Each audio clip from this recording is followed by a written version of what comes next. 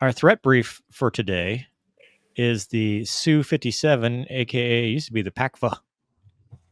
What do you got for us? Oh, we got a nice picture of the SU-57. Do you want me to read it looks this? Like a YF-23. It does. It sure does. I like it, doesn't it? Country of origin, Russia. Entered service 2022. Crew 1. Length 22 meters. Wingspan 14 meters. We can start getting these in feet, man. It's in commie units because It's a commie jet.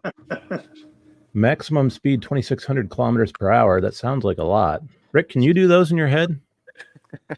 Well, kilometer 6/10 of a mile. Oh, no. Dude, he's 2x. It doesn't have thrust specs on it. Maybe test. we don't know that. This is the test. Is it in Newton meters? Let's see. Yeah. Yeah, I I'm think looking for anything else right. interesting. Two large internal weapon bays mounted tandem between the engines for stealth, I'm assuming. This is less visible to radars than the previous generation. Hold on. Where you scroll down? Okay. Keep going. That's about it.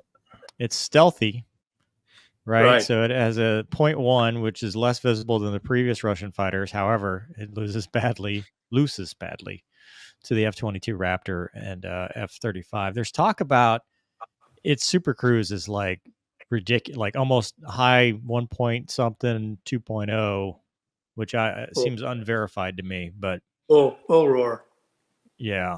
The thing about it, I did a video on this and got the whole internet mad at me. Seems like a trend. So, it does a whole bunch of air show stuff. We've seen it in Top Gun Maverick, where a Tomcats defeats the Su-57. It looks a lot like a YF-23, but there aren't a whole lot of operational, like IOC jets, not prototype, but actual in squadrons.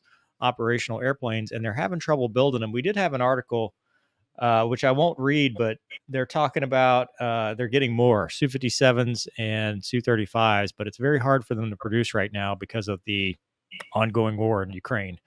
So, Rick, what do you think? I mean, just looking at it, having the YF-23 stuff, I mean, does it look familiar to you? Yeah. Well, it's kind of like the Tu-50 and a B-29,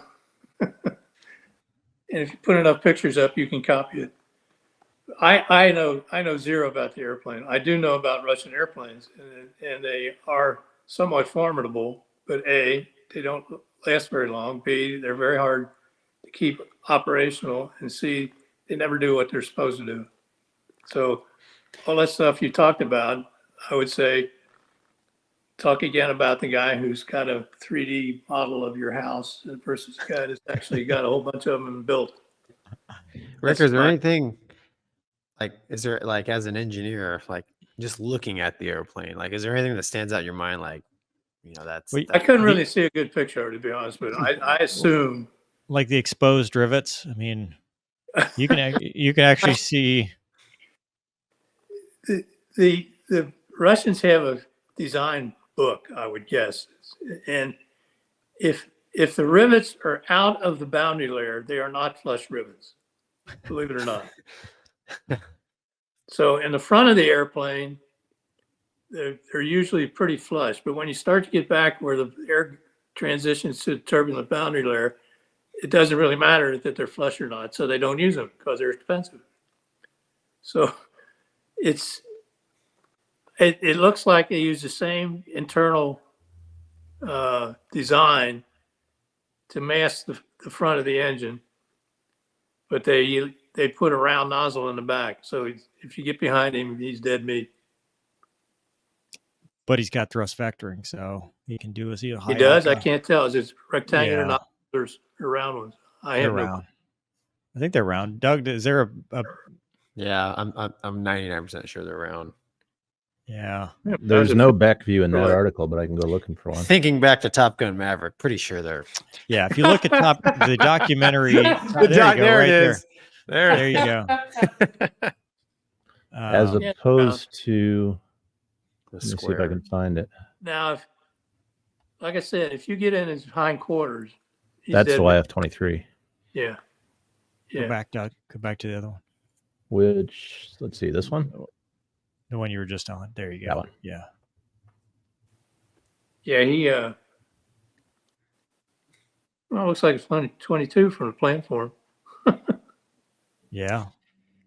Yeah, I always wonder, I mean, just as an operator, I'm like, oh, it's got small tails that probably can't maneuver very well. But then, it must have a decent fly-by-wire control system because it is pretty You, maneuverable. you gotta have surface area. I don't care what you're using, push rods or fly by wire. Yeah, but look at the leading edge. Like, I don't know what you'd call that the roots, those things look movable. So it Oh, looks yeah. like it's But biting intake- into the air. Yeah, right by the leading edge extensions right there where the Oh, wing yeah, root yeah. comes together. It looks like those Yeah. move. Maybe canards. I don't know. Yeah, it Hmm. looks like it's got a whole lot of high alpha capability. But flanker's got the wanker. I don't know. They always put the wanker back there. It does. Whatever. Yeah.